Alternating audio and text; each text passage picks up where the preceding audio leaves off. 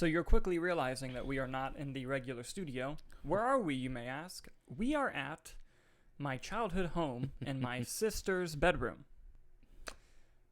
Yes, we had to come to this side of town to film a project this weekend. We decided to stay with my mom, and this was the biggest space possible to record the podcast. So here we are. Do with that information what you will. Enjoy. Hello, everyone, and welcome back to another Movie Nights movie review. Today we're going to be talking about The Flash, starring Ezra Miller, Michael Keaton, Ben Affleck, Sasha Calle, Michael Shannon, and directed by Andy Muschietti. When we saw the film, we saw an early screening, and we saw an incomplete version of the movie. So there's not going to be like story-changing elements, but there's probably some cameos, some surprises that were cut out, and I feel just like dialogue that may and I feel like in the movie I know where it was cut out from, but we're not gonna. This is not spoilers. We're not going to spoil anything about the movie. Non-spoiler, general talk. But now, unlike our out of the theater reaction, where we could only be very vague and short, we can kind of go really dive into what we liked and didn't like about the version of the film that we saw At a high level, of course. Yes. So let's go off the bat here. At the top, all controversy and criminal acts done by Ezra Miller, we're not going to address that in the review. We're just going to talk about what we saw and liked in the movie, and anything positive we say about Ezra Miller does not mean we condone the actions that they have done. Just wanted to put that out in the beginning. So I will say they're very good in the film, performance-wise. They're excellent, both roles that they play, and that's in the trailer. That's not a spoiler. Yeah, and they do a good job of making both of them unique. Yes, distinct and different. Even though it's supposed to be kind of this roughly. Yes. And I will say, I loved how multiverse was explained in the movie. I won't do it here, but the way they explain how their multiverse works, it's different from how every other multiverse works. Yeah. And it's different than how, I'm just repeating myself, the MCU one's different. Everything is different. It's a very specific style of multiverse that at first I didn't love. Yeah. But as the movie went along, I was like, okay, this is actually very cool. And you could tell, like, the pre-James Gunn plan was starting to really make sense after they explained what their multiverse was. I was like, oh, that's what they were going to do. To me, it was very silly.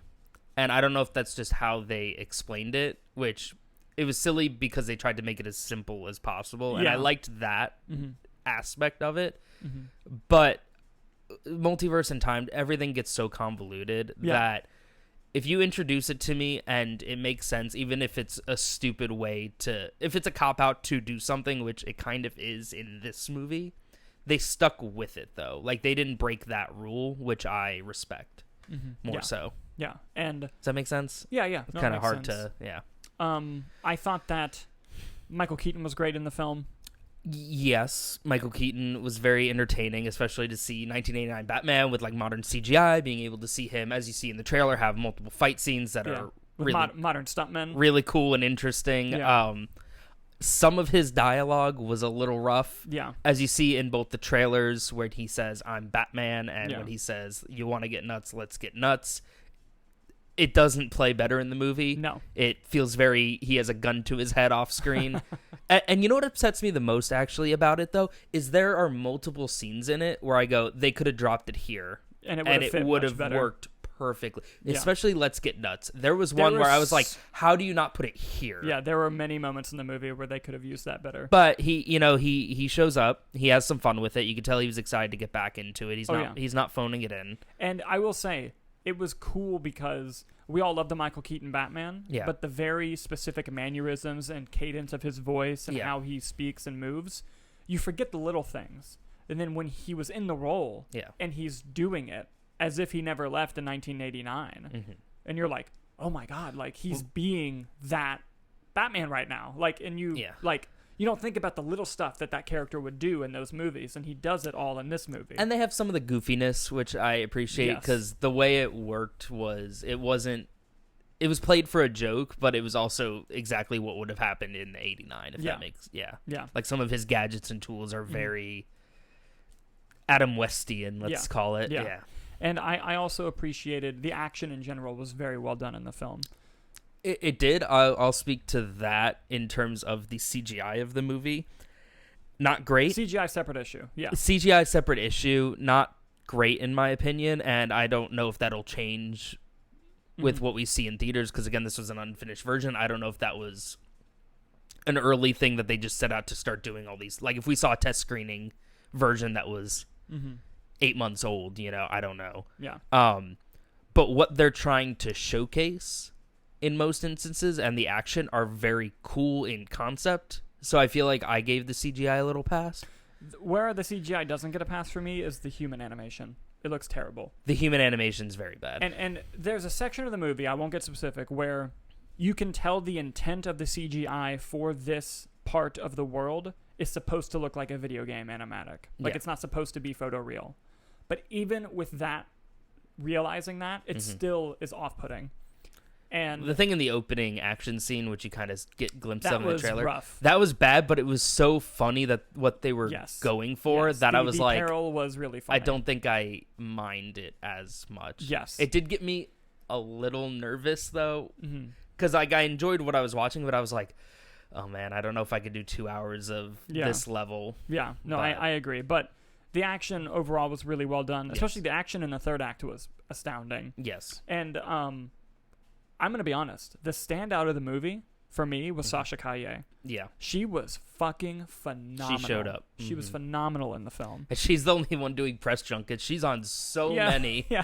She's like, no, I'm doing it. Yeah. I don't know if I'm going to be in the DCU going forward, so I'm doing getting the press junket. I'm doing all. And I mean, who you think you're going to get Michael Keaton to do it? Yeah. You think you're going to get Michael Shannon to do it? You can't have Ezra Miller do it. Yeah.